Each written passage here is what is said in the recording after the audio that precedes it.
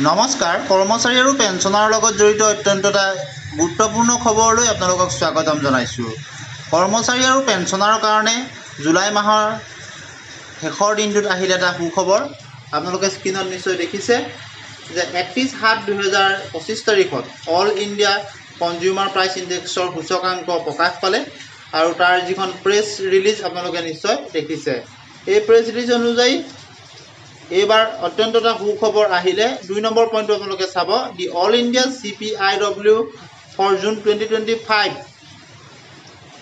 Increase by 1 point and is as 145.0, অৰ্থাৎ June মাহত 1 point বৃদ্ধি পালে। ইয়াৰ আগৰ সূচকাংকত আপোনালোকে দেখিছিলে 144 আছিলে, এতিয়া এইবাৰ 1 পইণ্ট বৃদ্ধি পোৱাৰ ফলত 145লৈ বৃদ্ধি পালে। গতিকে বহুদিনৰ মূৰত 1 পইণ্ট গৈ বৃদ্ধি পাইছে। গতিকে কৰ্মচাৰী আৰু পেঞ্চনাৰ DA আৰু DR কিমান বৃদ্ধি পাব আপোনালোকে দেখিছে। মে' 2025 আছিলে কিমান আৰু জুন 2025 আছিলে কিমান, আপোনালোকে দুইটা যদি চাই এটাত দেখিব 144 পইণ্ট আছিলে মে' 2025 আৰু জুনত হ'লগৈ 145, 1 পইণ্ট বৃদ্ধি পালে আপোনালোকে নিশ্চয় দেখিছে চাৰ্টখনত। আৰু এতিয়া আমি DA কেলকুলেট কৰি আপোনালোকক দেখাম। এই অনুসৰি পৰৱৰ্তী DA আৰু DR কিমান বৃদ্ধি পাব।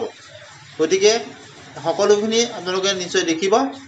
স্ক্ৰীনত নিশ্চয় দেখিছে 1 পইণ্ট বৃদ্ধিৰ ফলত কেনেদৰে বৃদ্ধি হৈছে গ্ৰাফত আপোনালোকে নিশ্চয় দেখিছে।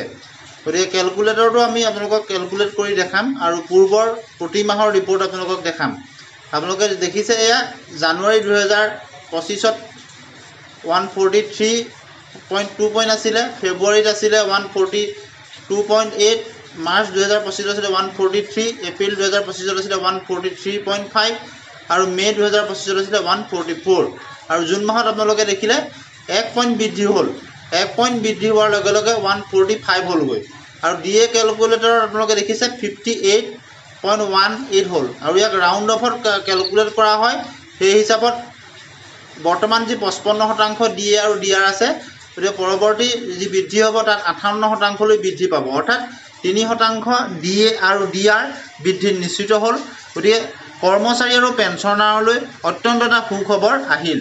গতিকে 3% DA আৰু DR বৃদ্ধিত নিশ্চিত খবৰ আহিল বুলি ক'ব পাৰি। ধন্যবাদ।